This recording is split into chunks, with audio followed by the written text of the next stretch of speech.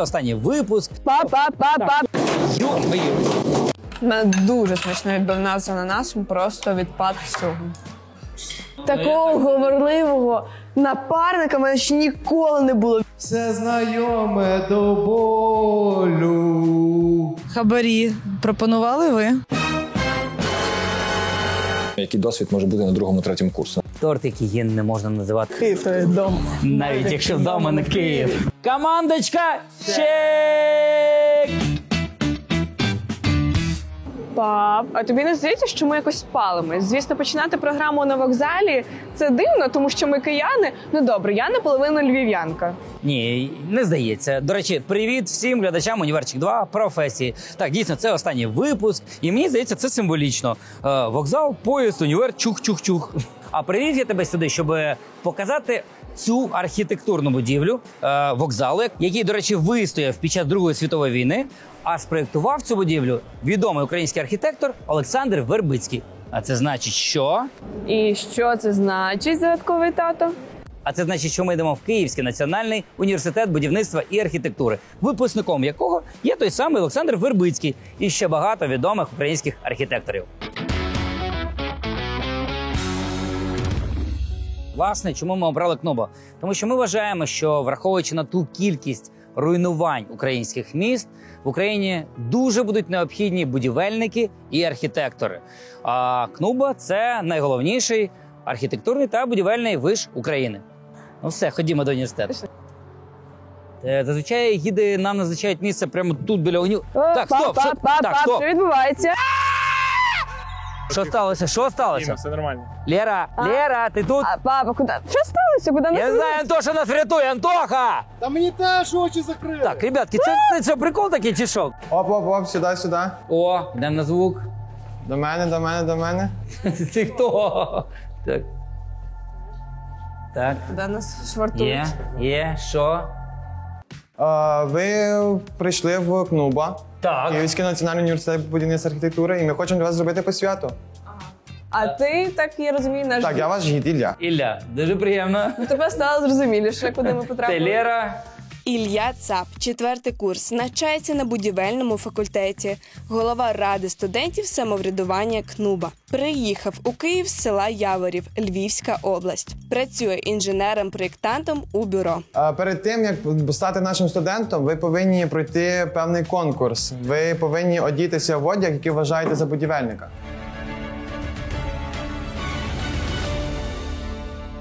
А після цього ми точно потрапимо в універ? Точно. Чи так розважити нас? Точно. Перепрошую, а ми точно не в універі Поплавського?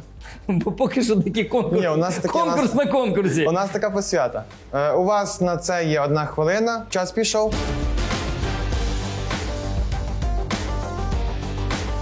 Ну що, ми пройшли вашу посвяту? Ні, у вас ще є одне завдання.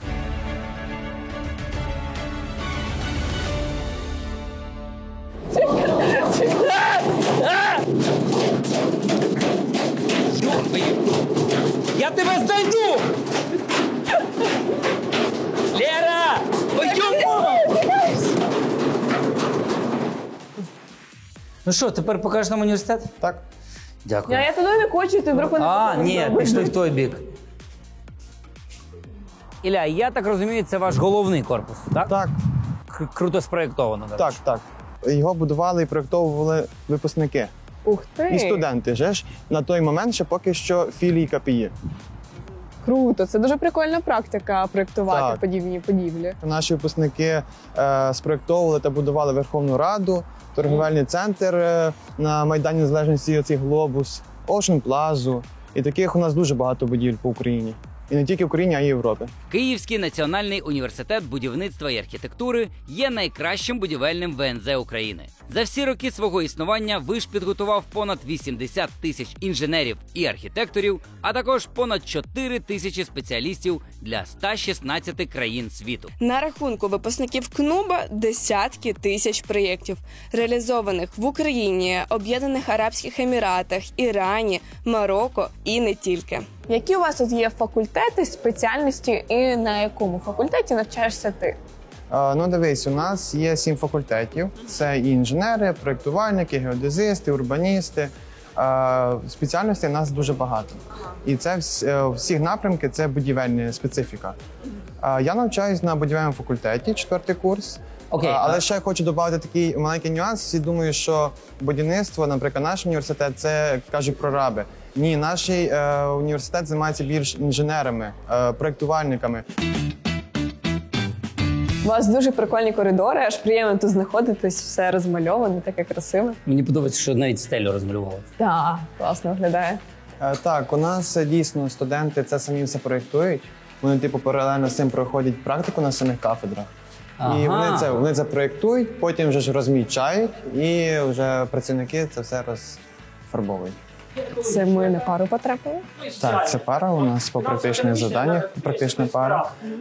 Тут у нас ці лабораторії займаються дослідженням будинків по енергозбереженню. І саме оце просто не антураж, це реальні речі, які ви використовуєте на практиці? Реальні проекти, реальні речі, які ми використовуємо, які ми розробляємо, досліджуємо. Слухай, а викладачі у вас практики чи тільки лектори, теоретики? Наші викладачі дуже багато мають своїх фірм, які працюють паралельно з цим на фірмах, і з другої сторони викладають. Наш викладач, цей, що проводить пару, він брав участь у реконструкції НСК Олімпійській. Рівень. Такий шанс в житті може вже більше й не бути. Дивись, одразу видно, що тут навчаються архітектори і будівельники. Так красиво розфарбували. Скажу більше, це вхід в бомбосховище. Взагалі це класний кейс. Ми вам зараз покажемо, як можна не просто обладнати безпечне місце, а й зробити з цього креативний простір. Ходімо. Не рий яму іншому, хай сам собі риє. До речі, це все ініціатива студентів. Вони запропонували, розмалювали. Це крутий кейс для інших студентів. Ви, якщо хочете якісь зміни в універі, зробіть це самі. А це такі сучасні вислови будівельників. Це геніальне, просто, але дорого. Ходімо, найцікавіше всередину. Оце, як ми і казали, те саме бомбосховище, чи то пак креативний простір, який створили самі студенти, обладнали. Тут можна робити івенти, навчатися, працювати. Як на мене, дуже крута ідея і втілення. Да, це дуже прикольно, затишно так. Виглядає все супер стильно та креативно. Але як же навчаються будівельники? Треба йти на практику. Де там наша Ілля? Так, ми знаходимося зараз в лабораторії будівельних матеріалів. Так. І зараз у нас перший процес буде, це нам потрібно зробити ось таку фігурку. Фігурка це що? Це із гіпса. А що нам це дає? Ну, ми паралельно з цим розробляємо нові матеріали, і щоб при будівництві використовувати ці матеріали. Ну що, давайте приступимо до процесу. Давай. Лєра, бери. Беру. Це. Мене можна Олександре, використати. наливайте воду. Я можу. Всю воду виливайте сюди. Всю воду. Так. А які середні зарплати у будівельників? Ну, зарплати дуже сильно варіюються. Це може бути і 8 тисяч гривень, це може бути і 100 тисяч гривень. Якщо студент буде дійсно навчатися, буде собі розвиватися, то він буде отримувати дуже гарну зарплатню. За якого курсу можна вже підробляти за фахом? Давай бігом, давай допоможу. Давай бігом. Я взагалі зараз 4-й курс, але я вже на 3-му курсі почав працювати на спеціальності і вже 1,5 року працюю в інженерній компанії. 1,5 року ти вже працюєш в інженерній Так, компанії. Скільки так. заробляєш? 15 800.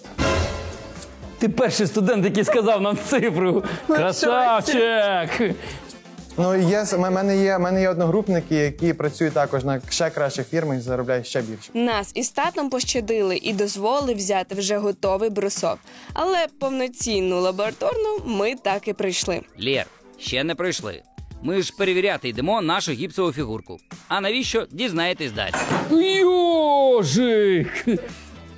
Скільки там вийшло? А тут вийшло у нас 57 кілограм сил на сантиметр квадратний. Ось, можете подивитись. Лєра, це тобі.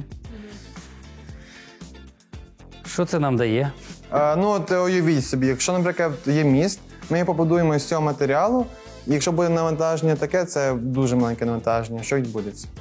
Це може бути дуже велика катастрофа.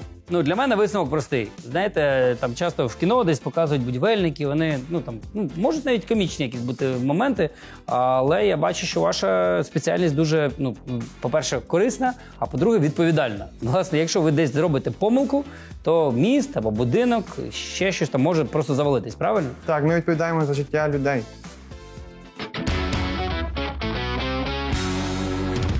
Це їжа. Чек! Ну, як бачите, їдальня в КНУБа працює, це дуже круто, є студенти, харчуються. Як і всюди в університеті, класний ремонт, це чистенько. У мене є пропозиція повторити тренд відомий.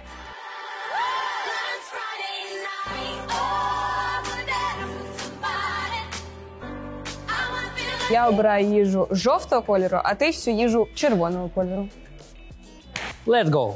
Та-ра-та-та. Тобі дуже пощастило, те, що є останній червоний компот. Нікому не віддам. Йдемо далі. Борщику немає у вас, дівчат? Є. Червоний? Червоний. Кайф. Якщо ти українець, то можеш просто 3 рази на день його їсти. Так. Давайте півпорції картоплі. Так.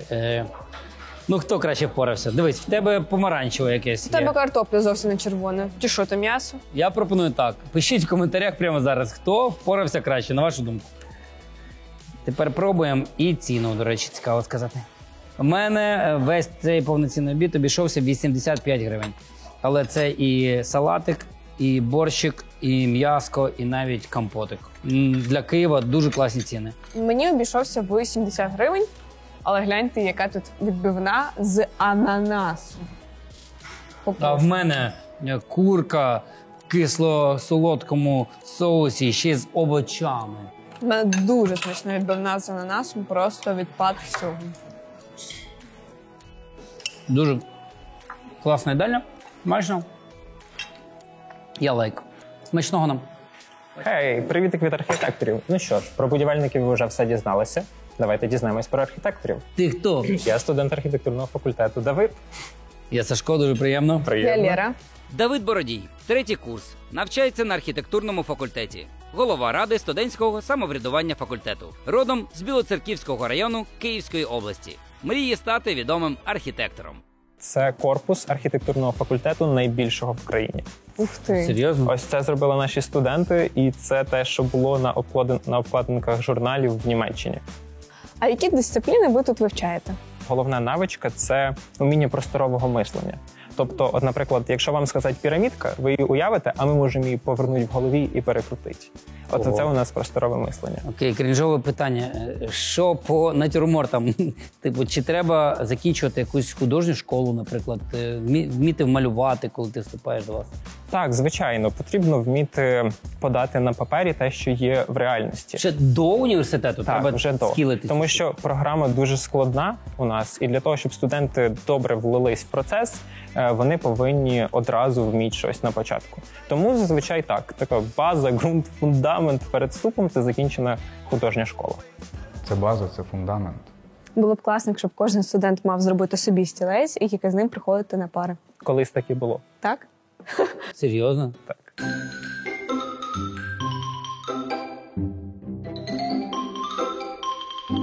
Отже, зараз ми з вами знаходимося в нашій студії для малювання. Пропоную провести інтерактив. Ви сядете, а наші студенти вас намалюють. Це прикольно. Скетчі – це швидкі малюнки за 10-15 хвилин. Це треба 15 хвилин не рухатись? Так. І навіть не говорити, Лера. Так, Ну, хоч 15 хвилин тиші буде.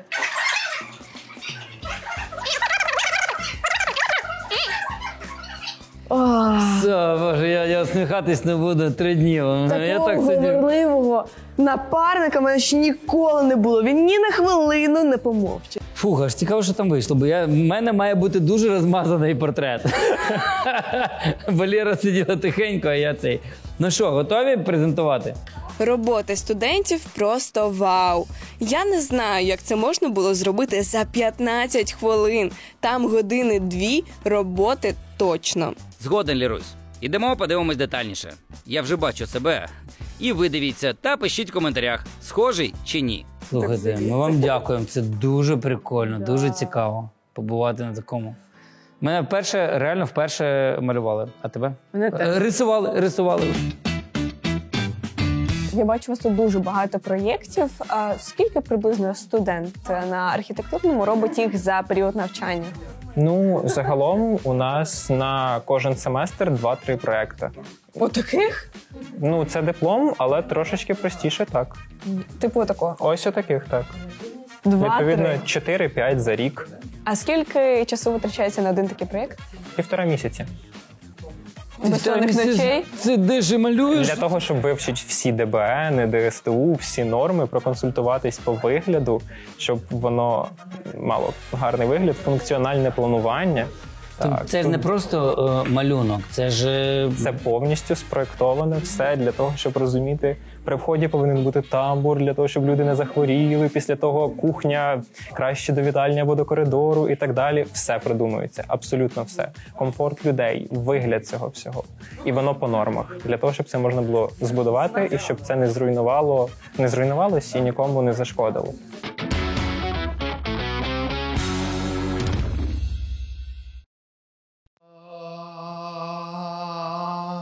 І на тім рушничкові все знайоме до болю.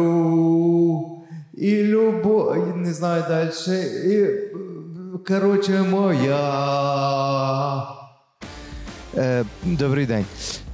Сьогодні зірковий час Анастасії Зубченко. Добрий день. Це все, що ви хочете сказати? Зараз доп'ю і скажу. Це буде довго. Ви такі по бізнесу, ви так завжди на пари ходите? Так, люблю класику. А ви вже працюєте по спеціальності, наприклад? Ні, ще ні. Без пропаганди, так, по-чесному. По-чесному. Мені дуже подобається, що в університеті є дуже активне студентське життя. Це класно. Центр культури і дозвілля, вони організовують для нас всякі штуки класні, ми допомагаємо їм в організації, бо ми в студраді. І тому, звичайно, студентам тут цікаво. І вчитися тут складно, часами дуже, але, в принципі, ми справляємось. А як ви стали головою? Підкуповували своїх виборців? Зараз розкажу. На першому курсі я прийшла в студраду, було оголошення, набирати люди студраду, перший курс, бажаючи, будь ласка. І я прийшла, мені розказали про студраду, і у нас є такі, змагання, битва-факультет, вибори. Ні, спочатку була битва-факультет, через яку я прийшла в студраду. І потім, до кінця першого курсу, я вже почала займатися в інформаційному департаменті цього факультету. Ми почали вести інстаграм і, інформацію поширювати по факультету загалом. І після цього я вирішила подати свою кандидатуру, я виграла ці вибори і стала головою факультету. Ось так все просто. І мільйона не треба, а вже голова. Дуже багато різних дисциплін. Тобто магістратура, 6-й курс, 7 курсових. Доволі важко це поєднувати з роботою.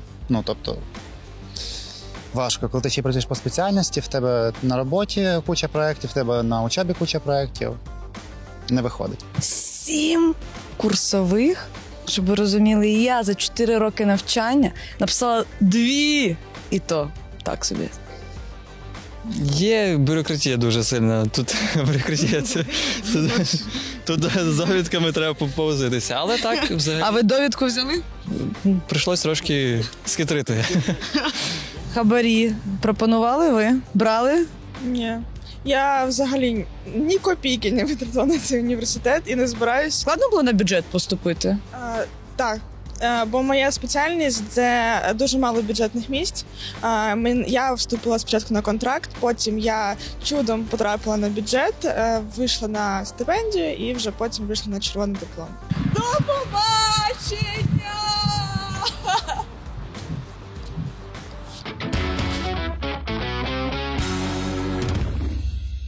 Зі спортом в КНУБа все супергуд, тому що тут працює дуже багато різних спортивних секцій. І футбольна, і баскетбольна, волейбольна, легка атлетика, як ви бачите. Ну, а найбільше університет пишається ось цим стадіоном. Він є професійним. Тут можуть займатися спортом і студенти, і професійні спортсмени. Командочка підготувала мені підставу. Власне, вони вирішили поставити мене в спаринг із чемпіоном Києва з бігу на дистанції 400 і 800 метрів Владом. Скільки біжимо? 100 метрів. 100 метрів. Прекрасно. Хтось свистіть там нам. На старт. Увага. Коліно. Таке чувство, що якесь Бог наказує нас за щось. Я що, дурний? Мені 40 років. Я що, не знаю, хто переможе на дистанції 100 метрів, коли біжить 40-річний педан і чемпіон Києва. Ти переміг! Вітаю! Поки тато мерзне на стадіоні, я прийшла в місце в КНУБа, яке обожнюють студенти. Це їх басейн. До речі, тут, фан-факт, знімали серіал «Чорнобиль» від HBO. Так, де там тато, бо я вже зголодніла. Хочу в їдальню. Гуртожиток. Чек.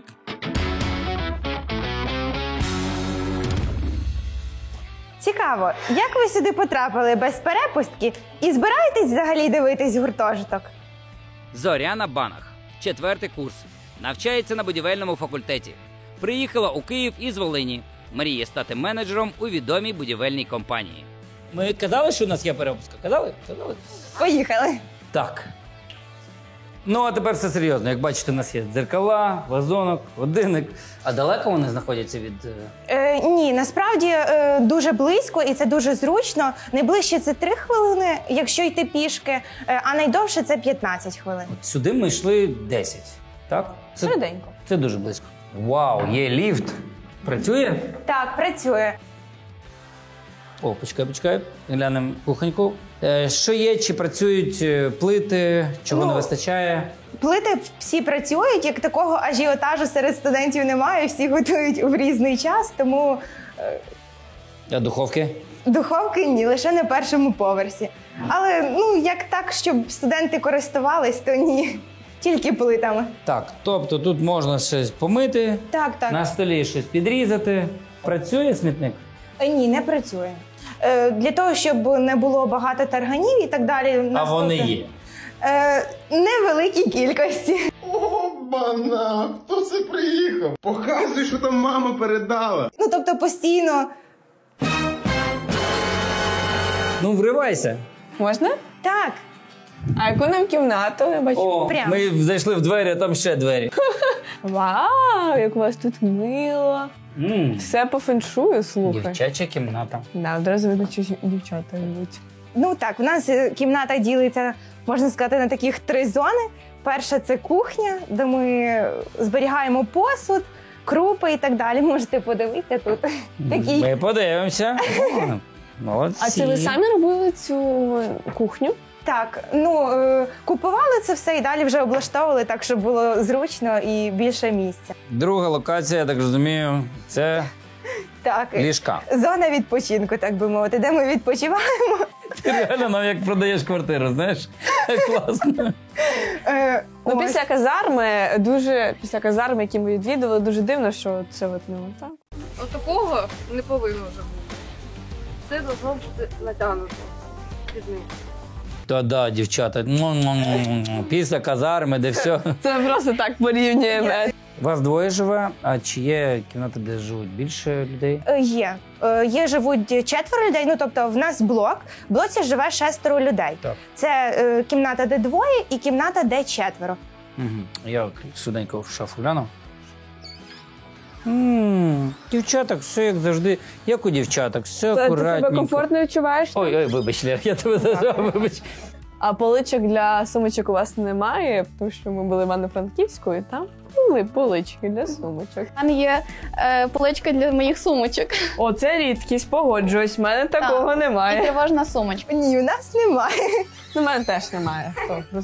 Так, для 2 місць вистачає. Хто накидається на холодильник? Ти у нас їсти любиш, я вірю. Боже, яка чистота. В тебе повна морозилка, м'яса, сала була забита. Банками молоко стояло, сметана все в тебе було. Картопля своя є, муки намолов. Вибач, а що це таке оце? Це сода для того, щоб в холодильнику не було ніякого запаху. Такий лайфхак. А у нас, до речі, ще є дуже класні лайфхаки про те, як позбутися тарганів. І третя наша зона, такий наш міні-б'юті-салон. Лері точно сподобається, де ми наводимо красу. Ось. Сервант, чи як це називається? Це просто б'юті-зона, де ти фарбуєшся, вмиваєшся, коріння. І дуже великим плюсом є те, що коли розпочалася війна, то студентів ніхто не виселяв, тобто всі могли залишитись, оскільки дуже багато є з окупованих територій ще 2014 року. Коли був ковід, також студенти проживали. І на літо ми не виселяємось з гуртожитка. Тобто ми як оплатили за 12 місяців, то собі живемо круглий рік до наступної оплати. Я знаю, що більшість гуртожитків тебе влітку виселяють, тому це дуже прикольно, що у вас є можливість залишитись тут. Круто. Та й ціна 800 гривень за такий гуртожиток – це дуже, дуже круто. Ну що, румтур по туалету і душу. Тут є радіо. Уявляєте? Навіть не радіо. Це як комунікувати з сусідньою кімнатою. Ви спитаєте, чого? Тому що там прям дирка в сусідню кімнату. Що? Кажу, в міші. В лісі? В міші. Або в коридор, не знаю. Гаряча вода, нам сказали, є. Тут є навіть полички. Я скажу так, що зачасту це проблема. По мене в гуртожитку, наприклад, стільки поличок немає. За це лайк не треба буде носити з кімнат свої речі, шампуні, масочки і так далі. А в гарячу воду ми перевіримо. Зараз, я знаю.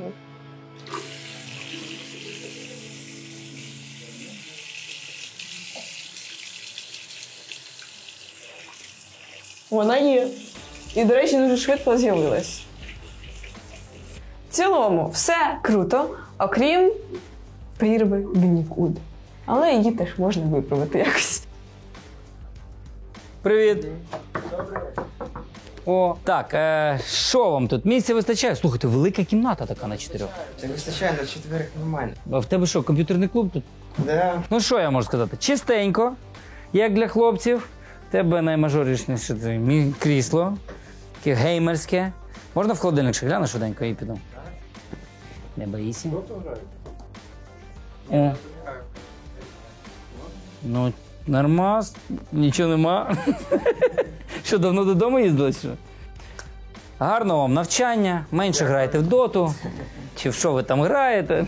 Ну що, дякуємо тобі, круто.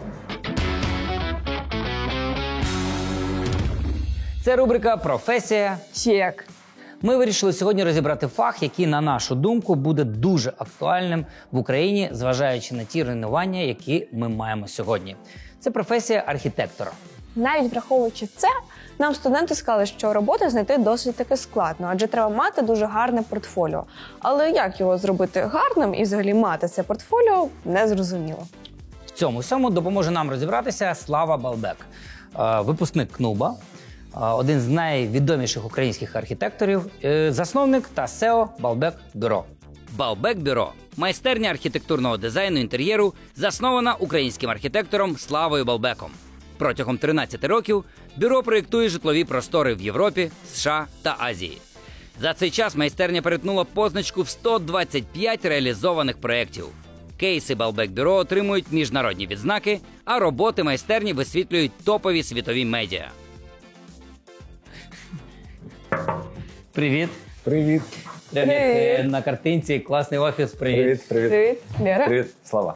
Слава Балбек – архітектор, СЕО майстерні Балбек Бюро. Класний офіс. Дякую. Скільки людей в тебе працює в офісі? Зараз двоє, але взагалі-то зараз близько 60. 60 людей? Ага, прикольно. Ти випускник КНУБа. Так. Ми сьогодні цілий день показуємо твій альма-матер. Скажи, будь ласка, коротко, якщо можна, шлях від випускника до, власне, власника цілого архітектурного бюро. Ну, кожного шлях різний. У нас 15 років майстерні. Майстерню ми заснували відразу на 6-му курсі. То ми 6-й курс закінчили і відразу це було перше, що ми зробили ще з моєю одногрупницею Ольгою Богдановою. Це була майстерня, яка називалась «2B Group». Ми були вдвох, і це був перший об'єкт, це була не майстерня, це просто дві людинки вирішили зробити один об'єкт разом. І сказали, а тепер ми будемо називатися майстерня. А нам студенти казали, що знайти роботу дуже складно, для цього потрібно портфоліо, важко набити. Як реалізуватися студенту? Портфоліо – це не означає, наприклад, реалізовані проекти. Ми, коли набираємо навіть студентів і набираємо стажерів, ми дивимося за глибину і ширину ідей. Ми не дивимося там досвід, тому що ми розуміємо, який досвід може бути на 2-му, 3-му курсі, наприклад, так. Але коли людинка працює, дає якісь рішення, навіть якщо це нереалістичні, якась там вигадана історія з кафе, вигадана історія з школою, тобто є проекти, які ти проходиш за навчанням, а є твої просто бачення, та бульбашка твого креативу, в якому ти навчаєшся і розвиваєшся, і нам дуже важливо саме це, тому що навчати ми тебе будемо. Тобто, якщо ми беремо студента, ми не очікуємо, що він буде супер досвідчений, він стає таким асистентом молодшого архітектора, і потім потрохи, звичайно, він виконує, в нас така система в бюро, що будь-хто, хто долучений до проекту з перших днів, він соавтор проекту. Слава, які стандартні обов'язки архітектора? в залежності від ролі. Як я казав, у нас вся робота розподілена на маленькі ролі. І у кожної ролі є своя зобов'язаність. Зобов'язаність контролювати, наприклад, підрядників. Чи, наприклад... Це робить архітектор? Архітектор. Я думаю, що просто люди, ну, вибач, я так на хлопський розум, просто малюють, там, мають малювати або вручну, або на компі. Це вони роблять перші 10% шляху проєкту. А 90% шляху – це йде реалізація. Наприклад, я приведу такий приклад. Маленька квартира, 60 квадратних метрів, ми робили її, наприклад, там, рік. Скільки людей було залучено? Ну, 10. Ну, Я би, певно, казала 20. 96. Людей? 96 людей залучено до реалізації маленької квартири 60 квадратних метрів. Слава, це отакий буде кост. Я не знаю, скільки тут буде... Будь-хто. Хто прийшов, прибрав, хто там приніс якийсь вінтик, хто там заніс меблі. Тобто ми вважали, що будь-хто, хто своїми діями прийшов до реалізації, він вже учасник. А зараз подумайте, скільки часу треба донести ідею до 96 людей, щоб вона реалізувалась. Тобто, ну, наскільки цей фактор похибки, він задіяний в нашій справі. Ну і найголовніше запитання, яке цікавить всіх студентів, що по грошам. Які зарплати можна отримувати студентам на самому початку, по яких спеціальностях, і куди можна вирости? Молодий спеціаліст до 24 лютого в нас заробляв близько 20. А чи треба взагалі стільки архітекторів, скільки випускають наші університети?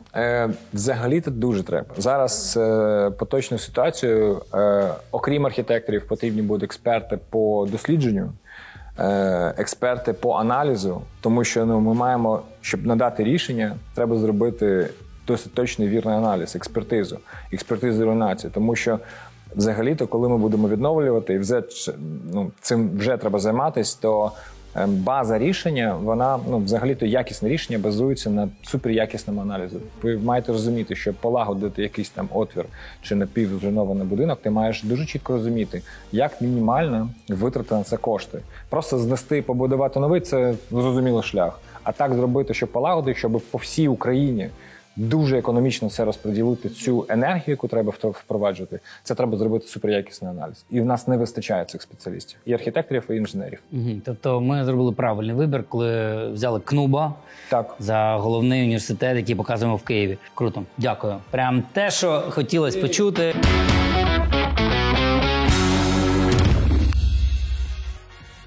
Друзі, ми продовжуємо нашу рубрику «Професія чек». І сьогодні хочемо розповісти, як великі компанії залучають студентів, навчають їх, мотивують, а потім ще й дають круту роботу.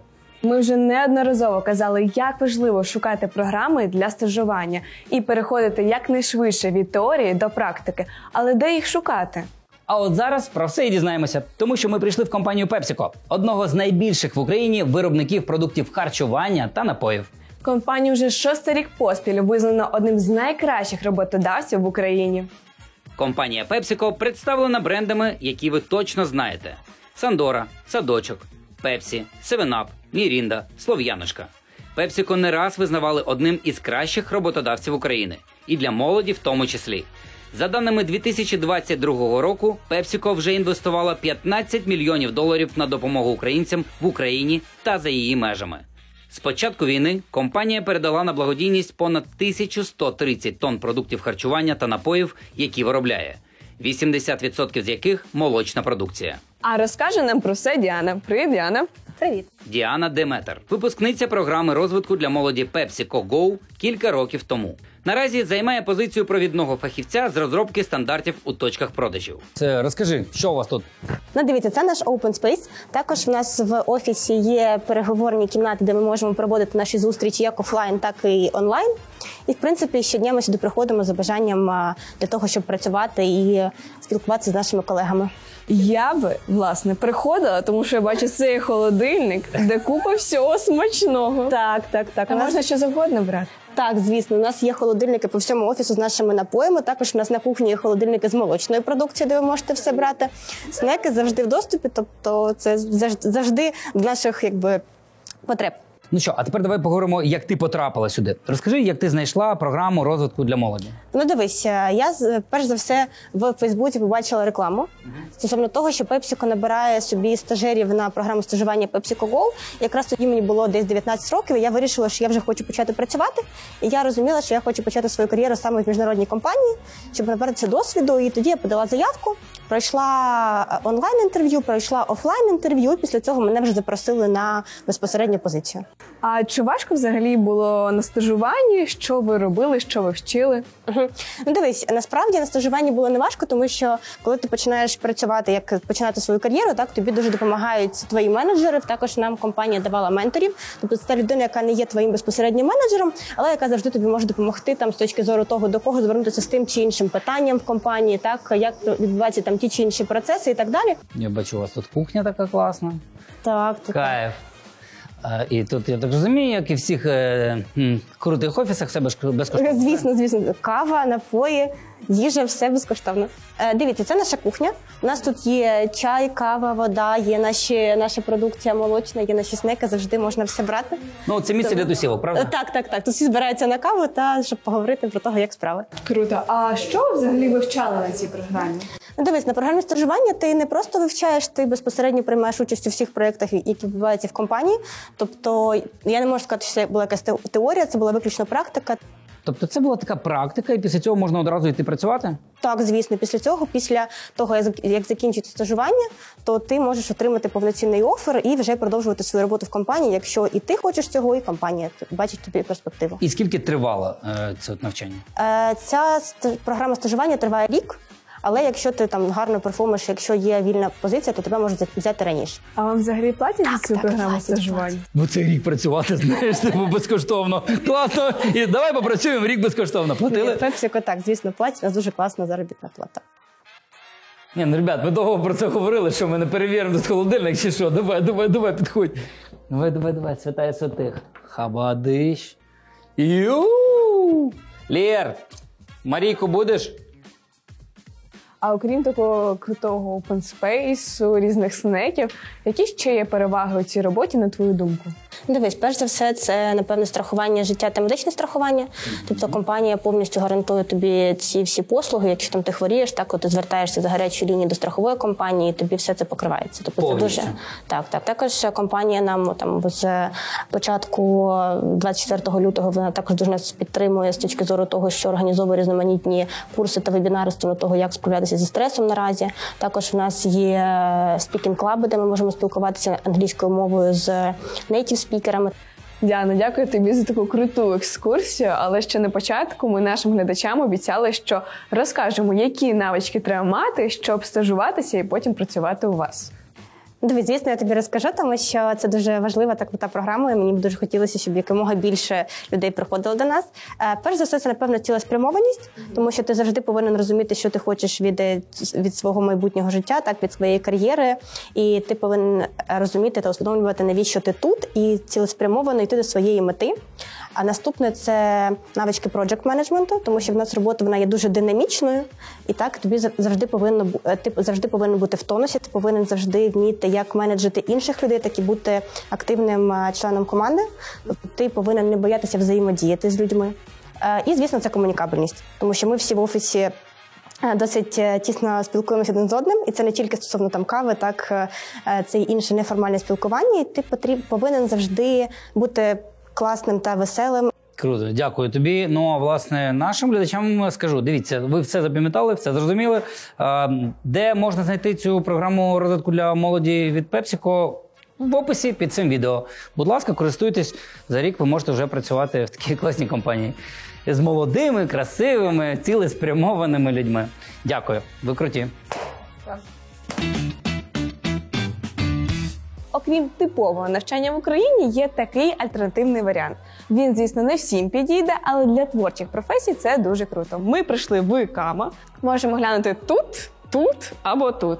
Ну що, ходімо розбиратися, що і як тут відбувається. Київ Academy of Media Arts – це провідна в Україні незалежна альтернативна освітня інституція, присвячена навчанню у креативних індустріях. Привіт, Максим. Мене звати Лєра. Привіт. Дуже приємно. Максим Мазігула, джуніор-дизайнер у Banda Agency. Мріє малювати прикольні картинки і писати реп. Розкажи, будь ласка, чому ми тут? Я, наскільки знаю, ти закінчував тут навчання. Правильно. На кого ти навчався? Я навчався на графічного дизайнера 2 роки. Наскільки інтенсивне тут навчання? У нас було по 2-3 пари, 5 днів на тиждень. Угу, тобто це прям як типу університет. Так, правильно. Круто. Чому ти обрав саме такий варіант навчання, а не типовий, як в Україні йдуть виш на бакалаврат? Типовий, здається, в креативній сфері в Україні дуже застарілий. Там відкриваєш комп'ютер типу на 3-му курсі, а тут все швиденько вивчився і пішов працювати. А можеш, будь ласка, показати академію, ваше місце, де ви навчалися? Пішли. Пішли. Можливо, графік навчання тут дійсно схожий з університетським. Але аудиторії точно ні. Подивіться на цей стиль. Кама реально достойне місце для розвитку саме в креативній індустрії. Ось тут, собственно, відбувалося навчання в камі. Угу, прикольно. Розкажи, будь ласка, які дисципліни у вас були, що ви вивчали на парах? У нас було дуже багато всього, від професійних якихось штук до просто софт-скілів. У нас була англійська, філософія з не таких непрофесійних загальних предметів. З нуля реально стати графічним дизайнером, отримавши цих 2 роки навчання?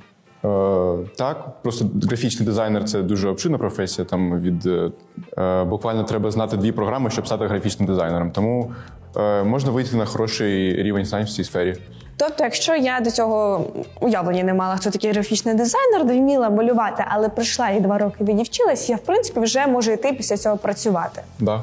Круто. Сьогодні пул лекторів КАМА складається з майже 500 людей. Всі вони провідні та практикуючі спеціалісти своїх галузей. Наскільки я знаю, ти працюєш в агенції Banda. Розкажи, будь ласка, як ти туди потрапив? Це було стажування від КАМи. Я туди прийшов, здається, на тиждень. Попросив там залишитись, мене прийняли. Ось я тепер там працюю. Тобто через практику під час навчання? Так. Да. Над якими проектами ти вже з ними працював? Коли прийшов тільки в агенцію, мені дали проект котеджного містечка Good Life, трішки допрацювати його. Потім працював з Comfy, Comfy Kids робили їм саббренд. Ось, а більше не можу нічого розказати. Таємниця поки. А чи вистачило тобі тих знань, які ти тут отримав, повноцінно, щоб прийти і працювати? Так, вистачило. Почувався себе спочатку не дуже комфортно, але Банда теж дає хороший пуш для подальшого розвитку. Круто. А скажи, будь ласка, яка плюс-мінус зарплата у графічного дизайнера? Тому що я реально не знаю. Так, як я казав, дизайнер – це який знає 2 програми, він може заробляти там від 0 до нескінченності, але перший раз прийшов в Банду, мені дали зарплату 15 тисяч, я думаю, далі більше.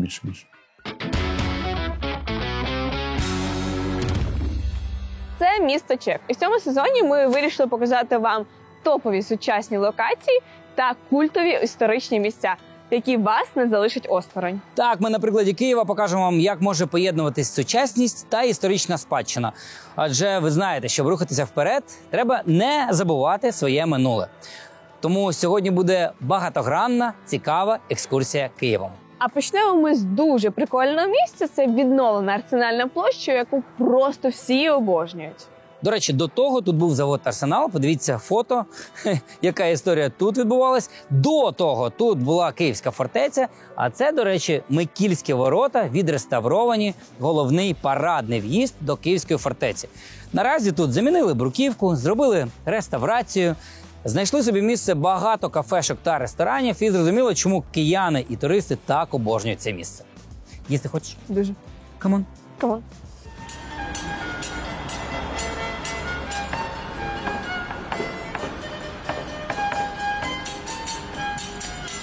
Лірусь, я тебе привів в Київ Фудмаркет. Це такий фудхол в центрі столиці, де об'єднано близько 20 класних київських закладів.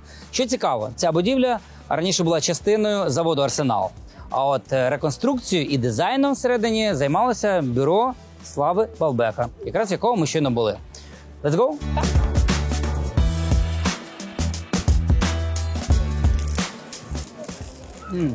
Смачний ходок. Навіть з солодким соусом. Так, що в тебе вийшло? У мене хот-дог обійшовся 149 гривень.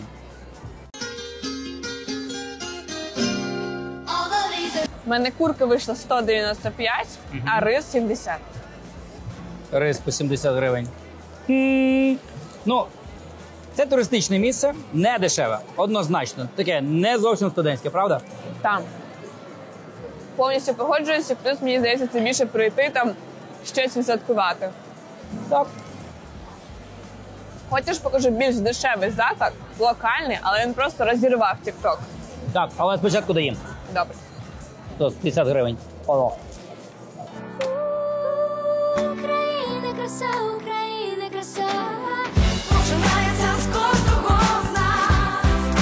З кожного з нас. Починається з кожного з нас.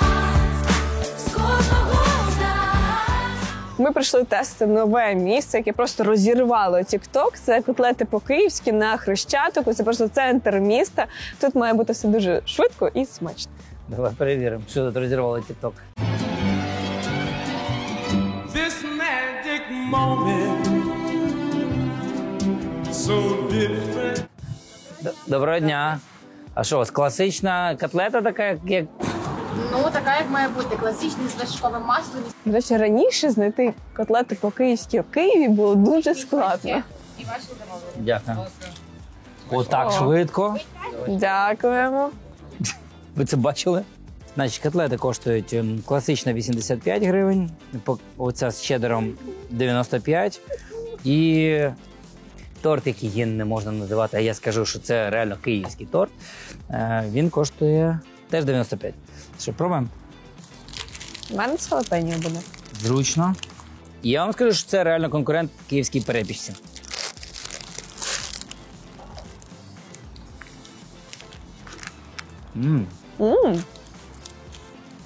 А я ще до масла зараз дійду.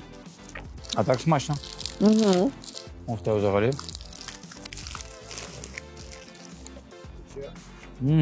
Ти ще? У мене супер смачно. У мене дуже дивно, адже я раніше не куштувала котлету по-київську з сиром чеддер, але варто спробувати, це дійсно смачно. Класична, от прямо така, яка має бути. Прикольно, що це як перекус, це не треба чекати в ресторані з пюрешкою. А ось зайшов, взяв, з'їв. І кожному туристу і кияну треба обов'язково сходити і скуштувати, тому що це must have. Мені, до речі, сподобалось з чеддером, дуже смачно. Чеддером дуже смачно. Да. Угу. Ми лайкаємо, нам подобається.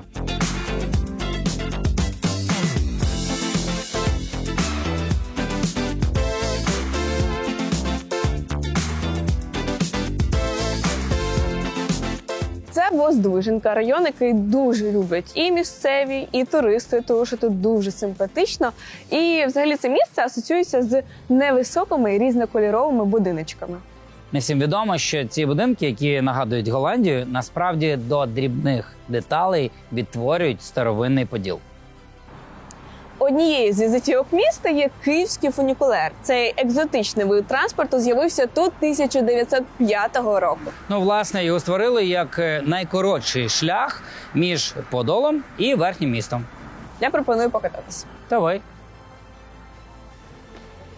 Знайшов перший. Давай, звісно, з таким видом. Дівчата. Hello. Hello. Після появи метро у Києві фунікулер втратив своє значення як різновид громадського транспорту. Але його досі люблять кияни, які живуть на Подолі. Та й туристи його обожнюють, адже проїхатися за 8 гривень з таким видом – це супер круто. Плюс він об'єднує два супер туристичних місця – Поштову площу і Михайлівську. А це київський велотрек, один з найстаріших в Європі. Його збудували в 1913 році, колись тут текла річка Либідь, потім був Афанасівський яр, а тепер ось таке круте спортивне місце. Це дуже сучасний спортивний комплекс. Тут є і роздягальні, і душові кабіни, і різні спортзали. Його відвідати може будь-хто. Київ – серце України. Це наша столиця. Він гідно вистояв і продовжує давати відсіч ворогу. Але в той же час тут вирує життя. Багато людей на вулицях, повні вагони метро і безліч першокурсників, які приїхали підкорювати столицю.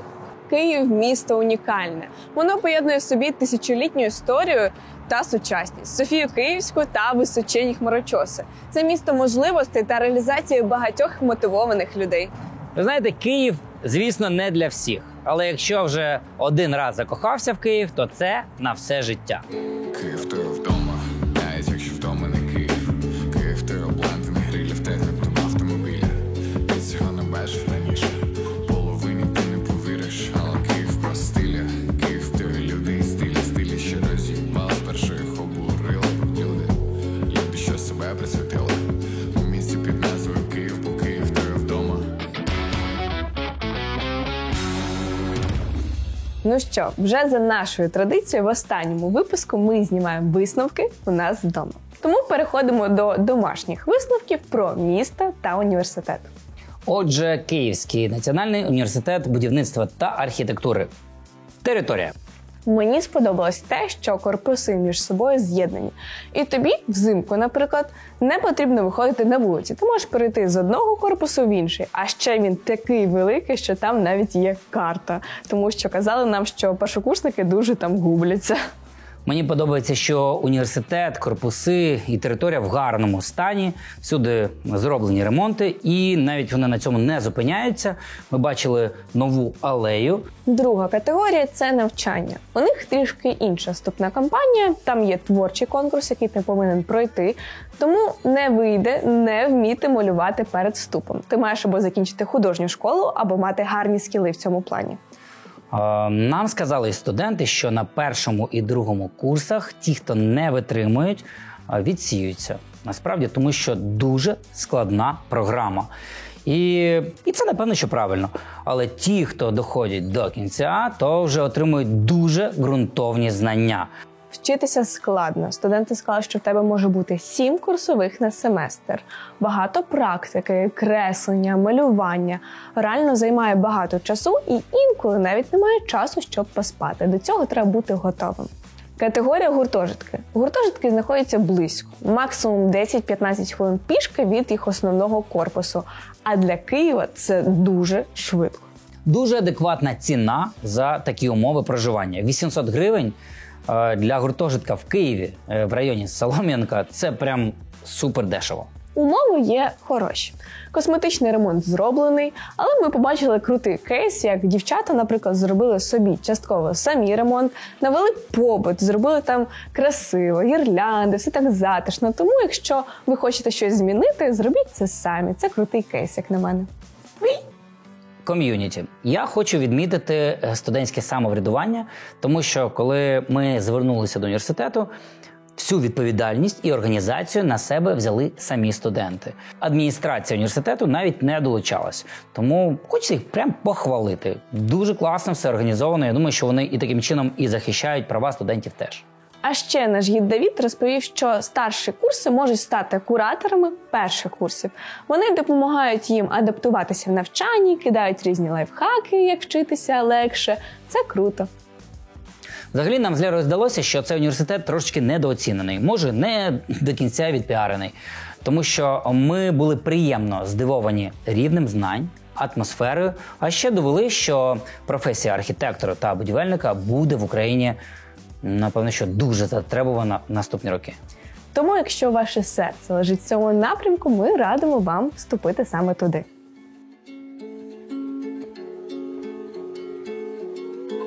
Ну що, висновки по Києву? Висновки по Києву. Так, щоб не повторюватися. Так. Що можна сказати про Київ? Київ. Київ – то є вдома. Навіть якщо вдома не Київ. Київ – то є бланти на грилі в тепнутому автомобілі. Ти такого раніше не видів. Київ – то є Київ. Хаси. Ну, насправді, дійсно, не хочеться повторюватись, але Київ ми дуже любимо. Дуже багато цікавих висновків ви можете подивитись в першому сезоні. Але найголовніше, що Київ – то є місто великих можливостей, великих компаній, всього великого, але і великої конкуренції. Тобто в Києві витримують такий шалений ритм не всі. Зі сторони студента можу сказати, що Київ – це Багато зустрічей, смачна кава на Золотих Воротах, купувати квіти у бабусь біля метро, тусівки, стендапи, заходи. Київ – то є дома. Іди сюди. Ми реально в Києві почуваємо себе як вдома. Хоча Лера тепер живе у Львові. Ну що, будемо закінчувати? А скажи, будь ласка, от це кінець сезону. Власне, ти зробила для себе якісь висновки? Що зрозуміла нового? Я ще з першого випуску зрозуміла, що є дуже багато стереотипів про професію, наприклад, як соціологія. Батьки не розуміють, ким ми будемо, що ми вивчаємо. Тому це дуже круто, що ми розвінчали ці міфи про різні спеціальності, такі як політолог, філолог, рятувальник, IT-фахівець, митець. І наші глядачі будуть краще розуміти специфіку навчання та працевлаштування. Так, від себе додам лише пораду для майбутніх студентів і їхніх батьків. Ну, власне, обирайте не стільки університет, скільки спеціальність, тобто професію, ким ви хочете бути в майбутньому, щоб заробляти гроші, щоб вам працювалось в кайф і щоб були затребувані ці спеціалісти. Ну, а вже під це вибирайте ваш університет. Ну і що, може ти вже визначилась, ким ти будеш в майбутньому працювати? Ну, ми круто розкрили кейс того, що соціолог може в майбутньому бути маркетолог. Можливо, це буде і мій шлях. Але попереду ще 4 роки навчання, тому побачимо. Окей, будемо прощатися, друзі. Значить, все як завжди. У нас є прохання до вас підписуватися на наші інстаграми. Це Педан Лера, це Педанос та Педан Education. Там дуже багато корисної інформації. Але в нас є наш мерч. Чекай, у нас є ще TikTok Універ Чек. Лера веде TikTok Універ Чек, тому, будь ласка. Там дуже багато корисних відосів. Тому зайдіть, будь ласка, і підпишіться. Я вас там чекаю. Ну і наш мерч. Запитання. Давай, з тебе запитання. В мене дуже креативне питання цього разу. Яку фразу тато прочитав на стіні, коли ми були в бомбосховищі? Прикольне запитання. Я сам ледве згадую. Доведеться вам трошечки відмотати і подивитися. Пишіть в коментарях ваші відповіді. Серед усіх правильних відповідей ми рандомно оберемо переможця, який отримає наш мерч. Ось такий. Це що, кінець другого сезону? Виходить, що так. Друзі, дякую, що ви розділили цей сезон з нами, нас підтримували, дивилися. Нам дуже приємно. Ну і прохання до вас. Навчайтеся, обирайте спеціальність, здобувайте професію, проходьте стажування, працюйте і відбудовуйте нашу країну. Якщо вам дуже сподобалось, то не забувайте ставити лайки, розповідайте про нас, тому що ми ще думаємо, чи буде 3-й сезон, чи ні. Все залежить від вас. Пишіть в коментарях, чи варто нам продовжити, чи ні. Ну ви ж розумієте, що весь цей сезон ми робили, знімали, монтували не самі. Командочка! Командочка! Командочка! Ми тут! Співаємо всі, хто пам'ятає слова. То є дома. Навіть якщо дома не Київ. Київ – то є власне на грилі, в цикнутому автомобілі. Смішно. Чого тільки я співаю? Тільки я знаю слова, чи що? Ти солід. Командочка! Честь!